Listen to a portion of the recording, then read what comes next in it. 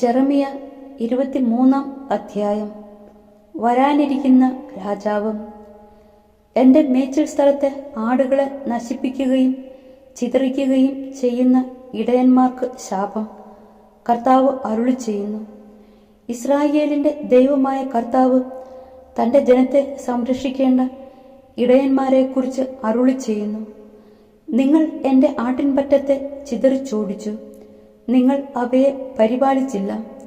നിങ്ങളുടെ ദുഷ്കൃത്യങ്ങൾക്ക് ഞാൻ പകരം വീട്ടും. അവയെ ആട്ടിപ്പായിച്ച എല്ലാ ദേശങ്ങളിൽ നിന്നും എൻ്റെ ആട്ടിൻപറ്റത്തിൽ അവശേഷിച്ചവയെ ഞാൻ ശേഖരിക്കും. ആലയിലേക്ക് ഞാൻ അവയെ കൊണ്ടുവരും. അവ വർദ്ധിച്ച് പെരുകുകയും ചെയ്യും. അവയെ മേയ്ക്കുന്നതിന് ഇടയന്മാരെ ഞാൻ നിയോഗിക്കും. ഇനിമേൽ അവ ഭയപ്പെടുകയോ വേവലാതിപ്പെടുകയോ ഇല്ല, ഒന്നും കാണാതെ പോകുകയുമില്ല. കർത്താവ് അരുളി ചെയ്യുന്നു. ഇതാ, ഞാൻ ദാവീദിന്റെ വംശത്തിൽ നീതിയുടെ ശാഖ മുളപ്പിക്കുന്ന ദിവസം വരുന്നു. കർത്താവ് അരുളി ചെയ്യുന്നു. അവൻ രാജാവായി വാഴുകയും ബുദ്ധിപൂർവം ഭരിക്കുകയും ചെയ്യും. നാട്ടിൽ നീതിയും ന്യായവും അവൻ നടപ്പാക്കും.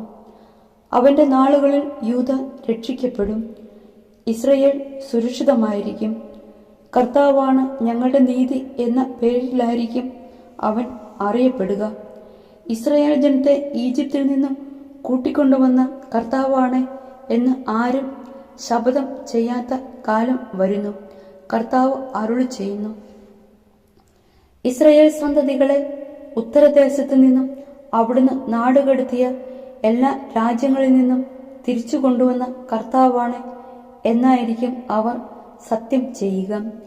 അവർ തങ്ങളുടെ സ്വന്തം നാട്ടിൽ പാർക്കും. വ്യാജ പ്രവാചകന്മാർ. പ്രവാചകന്മാരെക്കുറിച്ച് എൻ്റെ ഹൃദയം തകരുന്നു, അസ്ഥികൾ ഇളകുന്നു. വീഞ്ഞു കുടിച്ചു മത്തു പിടിച്ചവനെ പോലെയാണ് ഞാൻ. ഇത് കർത്താവിനെ പ്രതിയും അവിടുത്തെ വിശുദ്ധ വചനത്തെ പ്രതിയും അത്രേ. നാട് മുഴുവൻ വ്യഭിചാരികളെ കൊണ്ട് നിറയുന്നു. ശാപം നിമിത്തം നാട് വിലപിക്കുന്നു. മരുഭൂമിയിലെ മേച്ചിൽ സ്ഥലങ്ങൾ കരിയുന്നു. അവരുടെ മാർഗം ചീത്തയും അവരുടെ ശക്തി അനീതി നിറഞ്ഞതുമാണ്. പ്രവാചകനിലും പുരോഹിതനിലും മ്ലേച്ഛത നിറഞ്ഞിരിക്കുന്നു. എൻ്റെ ഭവനത്തിൽ പോലും അവർ ദുഷ്ടത പ്രവർത്തിക്കുന്നത് ഞാൻ കണ്ടിരിക്കുന്നു. കർത്താവ് അരുളി ചെയ്യുന്നു. അതുകൊണ്ട് അവരുടെ വഴികൾ അന്ധകാരം നിറഞ്ഞതും വഴുവഴുപ്പുള്ളതുമായിരിക്കും. അതിലൂടെ അവർ ഓടിക്കപ്പെടുകയും വീഴ്ത്തപ്പെടുകയും ചെയ്യും. അവരുടെ ശിക്ഷയുടെ ആണ്ടിൽ അവരുടെ മേൽ ഞാൻ തിന്മ വർഷിക്കും. കർത്താവ് അരുളി ചെയ്യുന്നു. സമരിയായിലെ പ്രവാചകരുടെ ഇടയിൽ അരോചകമായ ഒരു കാര്യം ഞാൻ കണ്ടു. അവർ ബാലിന്റെ നാമത്തിൽ പ്രവചിച്ച് എൻ്റെ ജനമായ ഇസ്രയേലിനെ വഴിപിഴപ്പിച്ചു. ജെറുസലേമിലെ പ്രവാചകരുടെ ഇടയിൽ ഭയാനകമായ ഒരു കാര്യം ഞാൻ കണ്ടു. അവർ വ്യഭിചരിക്കുകയും കാപട്യത്തിൽ മുഴുകുകയും ചെയ്യുന്നു. ആരും ദുഷ്ടത ഉപേക്ഷിക്കാതിരിക്കത്തക്ക വിധം അവർ ദുഷ്ടരെ പിന്താങ്ങുന്നു. അവർ എനിക്ക് സോതോം പോലെയാണ്, അവിടുത്തെ നിവാസികൾ ഗൊമോറ പോലെയും. അതുകൊണ്ട് സൈന്യങ്ങളുടെ കർത്താവ് പ്രവാചകന്മാരെക്കുറിച്ച് അരുളി ചെയ്യുന്നു. അവരെ ഞാൻ കാഞ്ഞിരം തീറ്റും, അവരെ ഞാൻ വിഷം കുടിപ്പിക്കും. എന്തെന്നാൽ ജെറുസലേമിലെ പ്രവാചകന്മാരിൽ നിന്ന് ദേശം മുഴുവൻ അധർമ്മം പരന്നിരിക്കുന്നു. സൈന്യങ്ങളുടെ കർത്താവ് അരുളി ചെയ്യുന്നു. തങ്ങളുടെ പ്രവചനം കൊണ്ട് നിങ്ങളെ വ്യാമോഹിപ്പിക്കുന്ന പ്രവാചകന്മാരെ നിങ്ങൾ ശ്രദ്ധിക്കേണ്ട.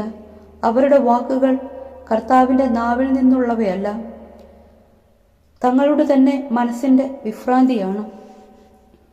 കർത്താവിൻ്റെ വാക്കിനെ പുച്ഛിച്ച് തള്ളുന്നവരോട് നിങ്ങൾക്ക് എല്ലാം നന്മയായിരിക്കും എന്ന് അവർ നിരന്തരം പറയുന്നു.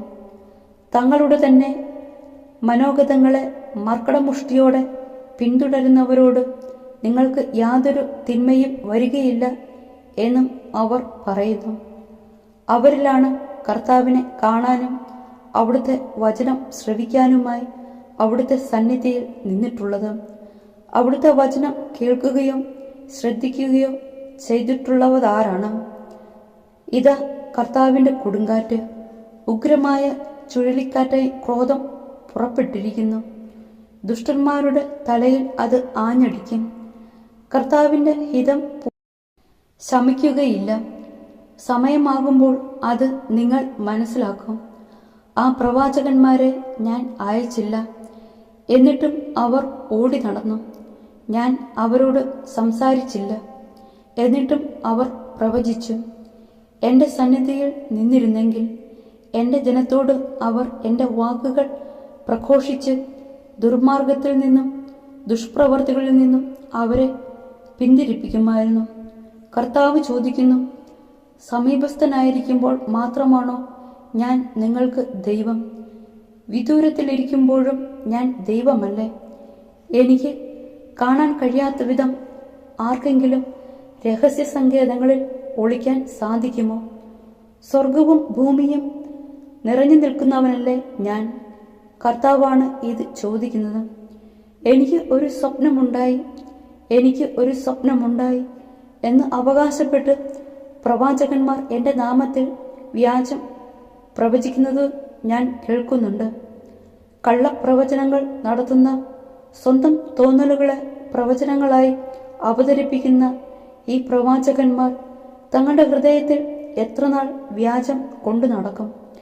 തങ്ങളുടെ പിതാക്കന്മാർ ബാലിനെ പ്രതി എൻ്റെ നാമം വിസ്മരിച്ചതുപോലെ എൻ്റെ ജനത്തിൻ്റെ ഇടയിൽ എൻ്റെ നാമം വിസ്മൃതമാക്കാമെന്ന് വിചാരിച്ച് അവർ തങ്ങളുടെ ഭാവനകൾ പരസ്പരം കൈമാറുന്നു. കർത്താവ് അരുളി ചെയ്യുന്നു, സ്വപ്നം കാണുന്ന പ്രവാചകൻ തൻ്റെ സ്വപ്നം പറയട്ടെ. എൻ്റെ വചനം ലഭിച്ചിട്ടുള്ളവൻ അത് വിശ്വസ്തയോടെ പ്രഖ്യാപിക്കട്ടെ. പതിരിനും ഗോതമ്പ് മണിക്കും തമ്മിൽ എന്തു പൊരുത്തം? എൻ്റെ വചനം അഗ്നി പോലെയും പാറയെ തകർക്കുന്ന കൂടം പോലെയുമല്ലേ? കർത്താവ് ചോദിക്കുന്നു. അതിനാൽ അയൽക്കാരിൽ നിന്ന് എൻ്റെ വചനങ്ങൾ മോഷ്ടിക്കുന്ന പ്രവാചകന്മാർക്ക് ഞാൻ എതിരാണ്. കർത്താവ് അരുളി ചെയ്യുന്നു. സ്വന്തം നാവനക്കിയാൽ കർത്താവിൻ്റെ അരുളപ്പാടാകുമെന്ന് കരുതുന്ന പ്രവാചകന്മാരെ ഞാൻ എതിർക്കുന്നു. കർത്താവ് അരുളി ചെയ്യുന്നു. വ്യാജ സ്വപ്നങ്ങൾ പ്രവചിക്കുന്നവർക്ക് ഞാൻ എതിരാണ്. നുണകൾ പറഞ്ഞും വീമ്പടിച്ചും അവർ എൻ്റെ ജനത്തെ വഴിതെറ്റിക്കുന്നു. ഞാൻ അവരെ അയച്ചില്ല, അധികാരപ്പെടുത്തിയുമില്ല. അവർ ഈ ജനത്തിന് ഒരു ഗുണവും ചെയ്യുകയില്ല. കർത്താവ് അരുളി ചെയ്യുന്നു. കർത്താവ് എന്താണ് ഭരമേൽപ്പിച്ചത് എന്ന് ജനത്തിൽ ആരെങ്കിലുമോ പ്രവാചകനോ പുരോഹിതനോ ചോദിച്ചാൽ നീ പറയണം, കർത്താവ് അരുളി ചെയ്യുന്നു, നിങ്ങൾ തന്നെയാണ് ആ ഭാരം. ഞാൻ നിങ്ങളെ വലിച്ചെറിയും.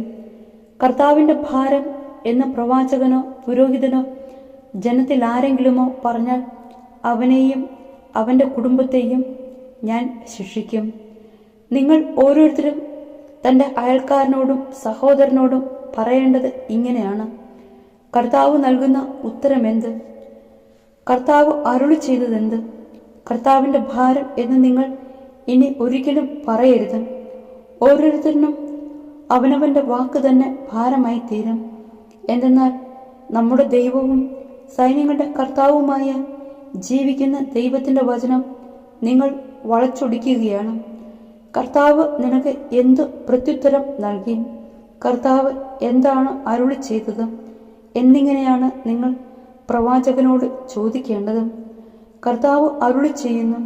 കർത്താവിൻ്റെ ഭാരം എന്ന് പറയരുതെന്ന് വിലക്കി ഞാൻ നിങ്ങളെ അയച്ചിട്ടും നിങ്ങൾ അത് തന്നെ പറഞ്ഞാൽ ഞാൻ നിങ്ങളെയും നിങ്ങൾക്കും നിങ്ങളുടെ പിതാക്കന്മാർക്കും നൽകിയ നഗരത്തെയും എൻ്റെ കൺമുൻപിൽ നിന്ന് പിഴുതെറിയും. ശാശ്വതമായ നിന്ദയ്ക്കും മറക്കാത്ത അവമാനത്തിനും ഞാൻ നിങ്ങളെ വിധേയരാക്കും.